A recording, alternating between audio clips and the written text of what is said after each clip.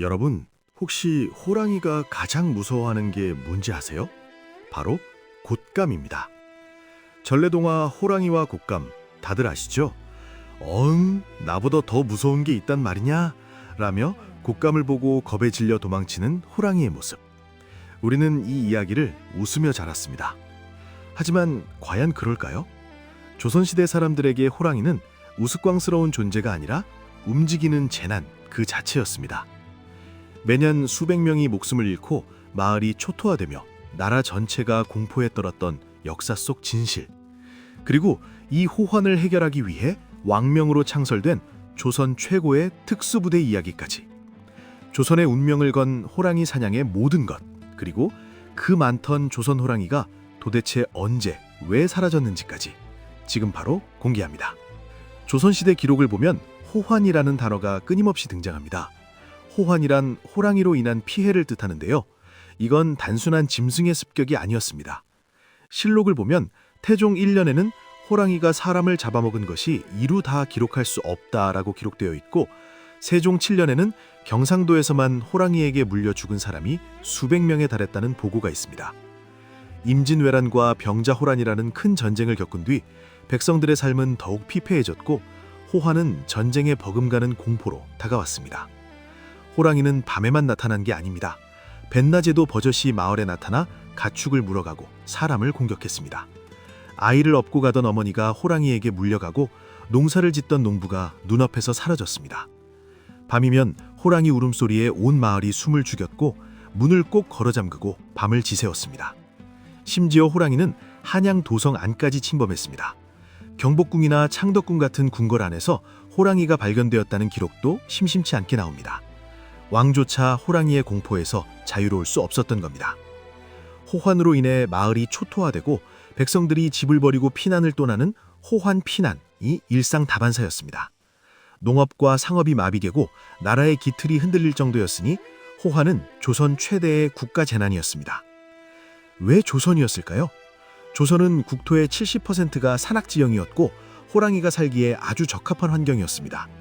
하지만 조선 초기부터 이어진 대규모 개간으로 호랑이의 영토가 줄어들었고, 이는 호랑이가 인간의 영역을 침범하는 결과를 낳았습니다.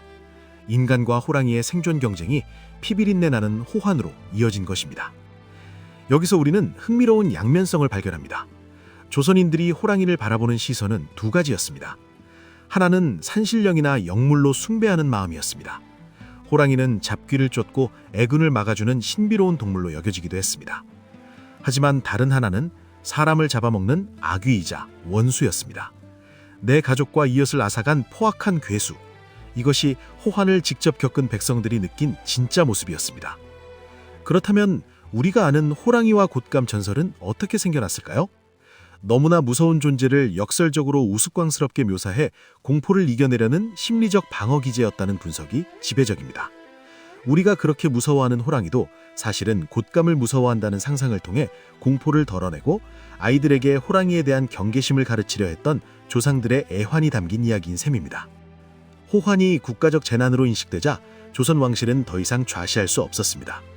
태종은 직접 호랑이 사냥을 지시했고 세종대에 이르러 호랑이 포획을 전담하는 특수부대 착호갑사를 창설합니다. 갑사는 조선 전기 직업 군인으로 고위 관직으로 오를 수 있는 출세의 길이었습니다. 하지만 착호갑사는 아무나 할 수 없었습니다.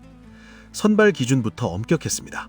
체력은 기본, 활과 창을 자유자재로 다루는 무예 실력까지, 그리고 호랑이와 맞서 싸울 수 있는 용갱성까지. 기록에 따르면 수백 명의 지원자 중 단 몇십 명만이 착호갑사로 선발되었다고 합니다. 그야말로 조선의 네이비실, 특전사였던 겁니다. 착호갑사는 일반 군인과는 다른 전용 무기와 전술을 사용했습니다. 호랑이의 두꺼운 가죽을 또를 수 있는 대형 창, 차치와 활을 주무기로 사용했고, 호랑이를 유인하기 위해 미끼를 쓰거나 화약 무기를 활용했습니다. 이들은 목숨을 걸고 야냥에 임했습니다. 호랑이를 잡지 못하면 처벌을 받기도 했고 사냥 중에 목숨을 잃는 경우도 허다했습니다. 하지만 그들의 활약으로 호환은 점차 줄어들었고 백성들은 비로소 안심하고 살 수 있었습니다. 착호갑사의 이야기는 단순한 사냥의 역사가 아닙니다. 국가가 백성을 보호하기 위해 최고의 정예부대를 창설하고 목숨을 건 싸움을 이어갔던 조선의 비장한 밀리터리 역사입니다. 그렇다면 여기서 궁금한 점이 생깁니다.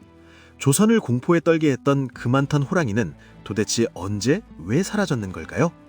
조선의 끊임없는 호랑이 사냥과 개간으로 호랑이 개체수는 서서히 줄어들었습니다. 하지만 결정적인 계기는 일제강점기였습니다. 일본은 해수구제라는 명목으로 사람에게 해를 끼치는 나쁜 짐승을 없앤다는 핑계로 대규모 호랑이 사냥을 자행했습니다. 하지만 실제 목적은 조선의 상징인 호랑이를 멸종시켜 조선인의 기세를 꺾고 호랑이 가죽과 고기를 수탈하기 위함이었습니다. 일제강점기 동안 수많은 조선 호랑이가 무분별하게 사냥되었고 결국 남한에서는 1920년대 이후 호랑이의 흔적을 찾기 어렵게 되었습니다. 북한에서도 일부 개체만 생존해 있는 것으로 알려져 있습니다. 조선의 호환을 해결하기 위해 창설된 착호갑산은 백성을 지키기 위한 노력의 역사였지만 일제에 의한 호랑이 멸종은 또 다른 비극의 역사였습니다.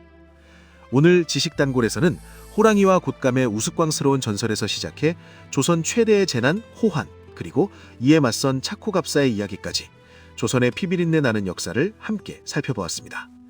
우리가 무심코 넘겼던 전설 뒤에는 조상들이 겪었던 공포와 애환, 그리고 이를 극복하려 했던 국가의 노력이 숨겨져 있었습니다.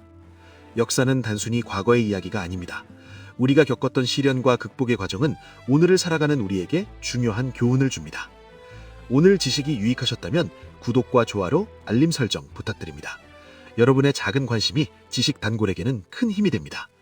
다음 역사 여행도 더욱 흥미로운 이야기로 찾아뵙겠습니다.